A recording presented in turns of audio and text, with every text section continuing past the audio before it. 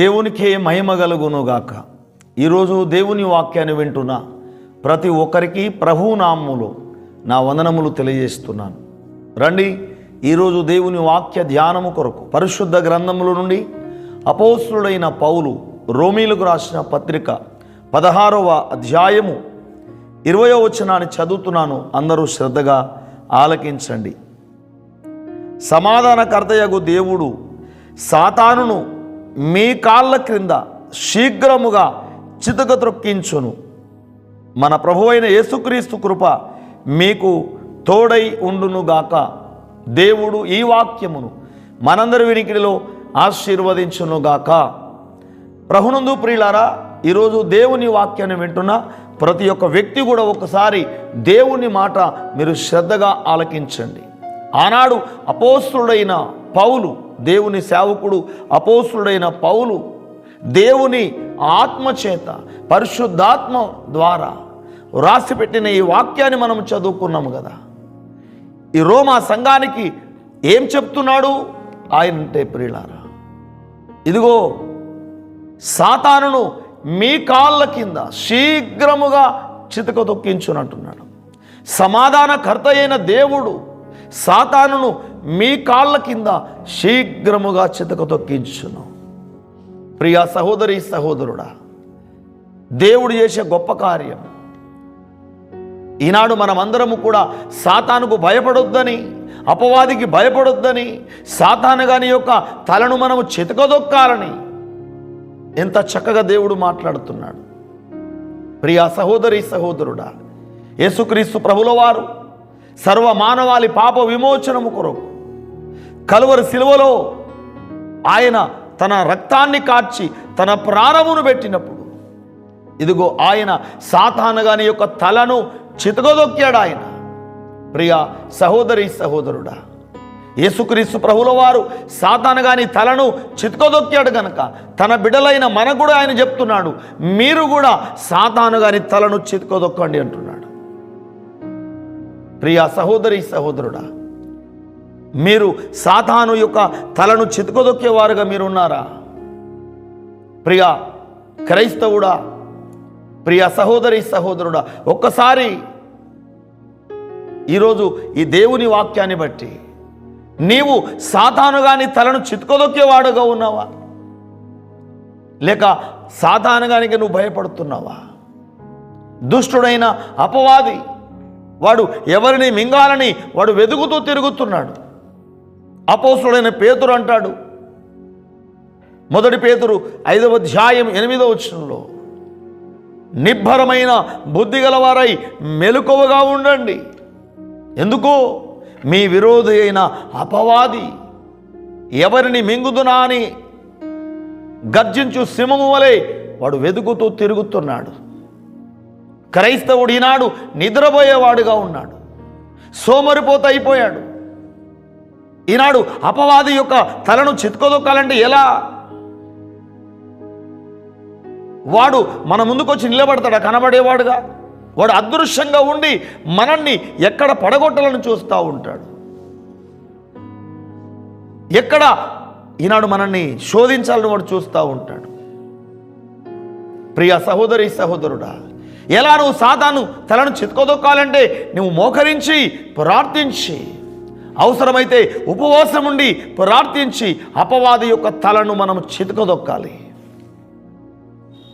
ప్రియులారా, మీరు ప్రార్థన చేయగలుగుతున్నారా? ప్రతిరోజు వేకువనే లేచి, ప్రతిరోజు ఉదయకాలమున లేచి మీరు ప్రార్థన చేయగలుగుతున్నారా? కనీసం ప్రతి నెలకు ఒక్కసారైనా మీరు ఉపవాసం ఉండి ప్రార్థన చేయగలుగుతున్నారా? ప్రియులారా, ఒకసారి దేవుని వాక్యాన్ని బట్టి మీరు ఆలోచించండి. పౌలు భక్తుడు అంటున్నాడు, రోమా సంఘంతో చెప్తా ఉన్నాడు, సమాధానకర్త అయిన దేవుడు ఇదిగో సాతానును మీ కాళ్ళ కింద శీఘ్రముగా చితకదొక్కించు. యేసుప్రభు వారు కూడా తన శిష్యులకు అధికారం ఇచ్చాడు. దుష్టుని బలమంతటి మీద నేను మీకు అధికారం ఇస్తున్నాను, వాని తొక్కండి అన్నాడు. ప్రియా సహోదరి సహోదరుడా, దేవుని వాక్యాన్ని బట్టి, ఈనాడు నీవు దేవుడిచ్చే శక్తిని బట్టి నువ్వు మోకరించి ప్రార్థించి అపవాది తలను చితకొదొక్కాలి. నువ్వు దేవునికి లోబడి దేవుడు చెప్పినట్టుగా జీవిస్తూ నీవు ప్రార్థన ద్వారా అపవాది యొక్క తలను చితకొదొక్కాలి. వాడేమో ఎవరిని మింగుతున్నా అని వాడు వెతుకుతూ తిరుగుతున్నాడు. మరి నువ్వేం చేస్తున్నావు? నిద్రపోయే సోమరిపోతుగా ఉన్నావా? అపవాది తలను చితకొదొక్కే వాడుగో నీవు ఉన్నావా? నువ్వు ప్రార్థన చేయగలుగుతున్నావా? 24 గంటల్లో నువ్వు ఎంత ప్రార్థన చేస్తున్నావు రోజుకు? ప్రియ సహోదరి సహోదరుడా, ఈనాడు యూట్యూబ్లో చాలా వాక్యాలు మనం వింటున్నాం. కానీ ఎంతవరకు ప్రార్థన చేస్తున్నారు? ఎంతవరకు దేవుని వాక్యాన్ని చదువుతున్నారు? ప్రతిరోజు వేకువనే లేచి ప్రార్థన చేయగలుగుతున్నారా? మరి అపవాది తలను ఎలా చితకదొక్కాలి? మనం ప్రార్థన ద్వారానే కదా. యేసయ్య అన్నాడు మత్తయి సువార్తలో 26:41 అన్నాడు, మీరు శోధనలో ప్రవేశించకుండానట్లు మెలకువగా ఉండి ప్రార్థన చేయండి అంటున్నాడు. సాతానుగాడు ఎవరిని మింగుతున్నాడు? వాడు వెతుకుతూ తిరుగుతున్నాడు. మీరు సాతానుగాని శోధనలో పడొద్దు అంటే మీరు ప్రార్థన చేసి అపవాది తలను చితకదొక్కాలి. అలాగే యాకోబు పత్రికలో 5:7 అంటున్నాడు ఆయన, కాబట్టి దేవునికి లోబడి ఉండుడి,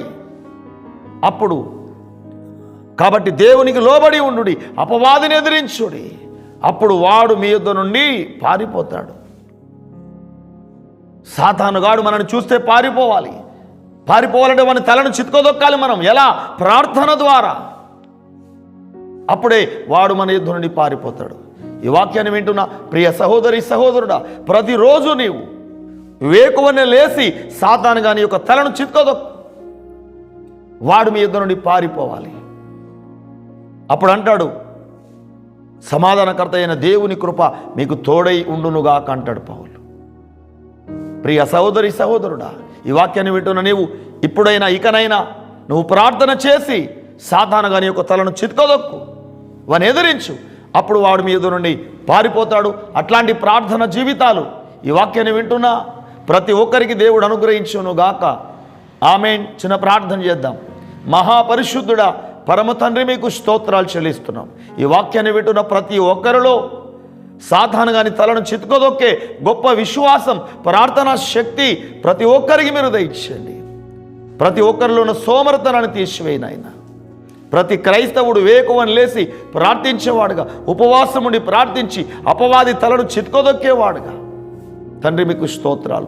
సాతాను శోధనలో పడకుండా ప్రతి క్రైస్తవ కుటుంబం ప్రార్థనలో ముందుకు సాగునట్లుగా మీరు కృప చూపండి. ఈ వాక్యాన్ని వింటున్న ప్రతి ఒక్కరిలో ప్రార్థన పట్ల ఆసక్తి మీరు కలగచేయమని, ప్రతి ఒక్క బిడ్డను ఆయన మీరు దీవించి అపవాదిని ఎదిరించే వారిగా మీరు సిద్ధపరచమని యేసు నామములో ప్రార్థిస్తున్నాము తండ్రి. ఆమేన్. Praise Lord. దేవుడు మీకు మీ కుటుంబాలకు అపవాదిని ఎదిరించే శక్తిని దేవుడు అనుగ్రహించునుగాక.